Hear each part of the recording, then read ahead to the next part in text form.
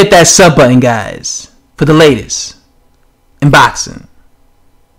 Yo, Kiwi boxing fans, do you hear that? That's the sound of hardcore Dillian Whyte fanboys about to attack your man, Joseph Parker, for daring, and I mean daring, to challenge their idol, Dillian Whyte, because that's exactly what the former WBO heavyweight champion of the world did. Joseph Parker has said that he's interested in facing Dillian Whyte in his very first comeback fight after losing his WBO strap against AJ last month. His team, his promoter, David Higgins, has said that Joseph Parker is very interested in facing a top quality guy immediately. He doesn't want to fight a tune-up. He doesn't want to fight some bum because he's coming off a loss. And one of the guys he mentioned was the body snatcher, Dillian Whyte. So Joseph Parker is interested in fighting Dillian Whyte. I would love to see that fight.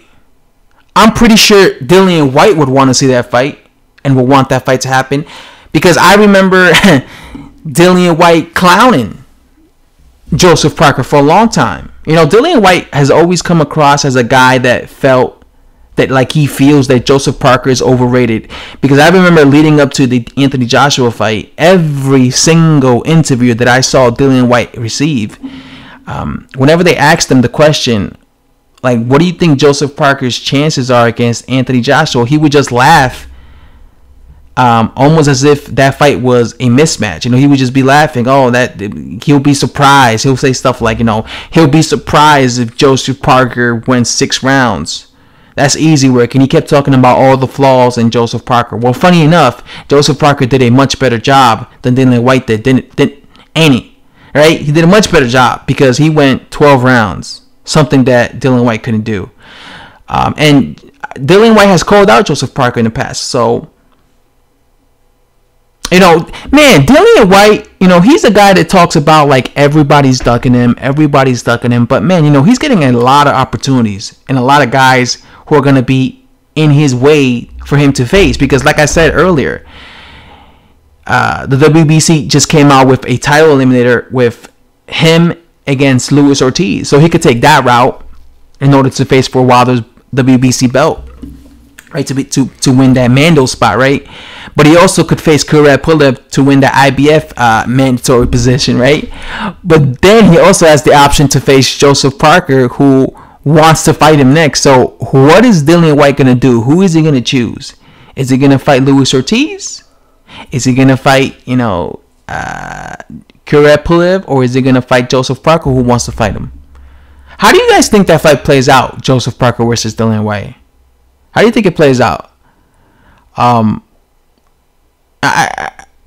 Because I make these videos, like, I just sit down and I make the video when I feel like making the video. So I never, like, think about breakdowns. But just thinking about this fight, because I'm just, like, doing this off the top of my dome. Because top of my head. For all you guys don't know what the hell dome is. In America, that's a slang. When you say dome, you're talking about, like, because you might think, what's this guy talking about? I don't understand. When a person says top of my dome, they're talking about like the top of my head, talking about their head.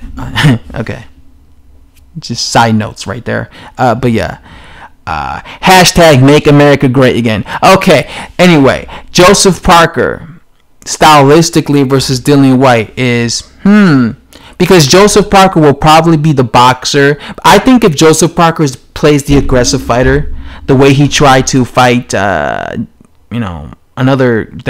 other fellow Brit, Hugh Fury, if he came coming forward like that against someone like Dillian Whyte, I think this fight would be very entertaining, because Dillian Whyte wants that. He wants you to be coming forward to him so he could let his own punches off, and that would be like a phone booth right there. That would be fun. But let's say Joseph Parker decides to fight the way, he fought AJ.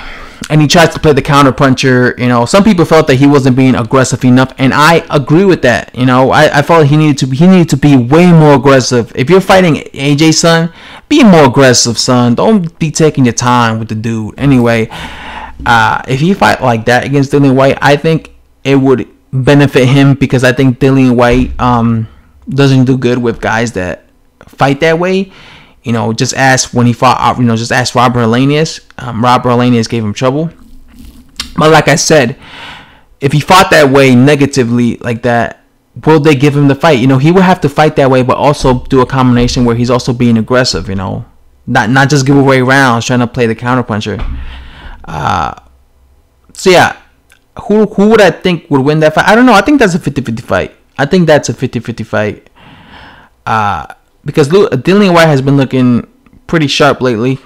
Well, he looked sharp against a slow, past his prime, washed up Lucas Brown, but still he looked pretty. That was like the best version of Dillian Whyte that I've seen to date. So that's interesting. I would like to see more of that version of Dillian Whyte. But yeah, who you guys got in that fight? Do you guys think that Dillian Whyte wins that fight, or do you guys got Joseph Parker? Let me know in the comment section of this video, as always. And if you watched the video from start to finish, thank you guys. Much appreciated. I'm out.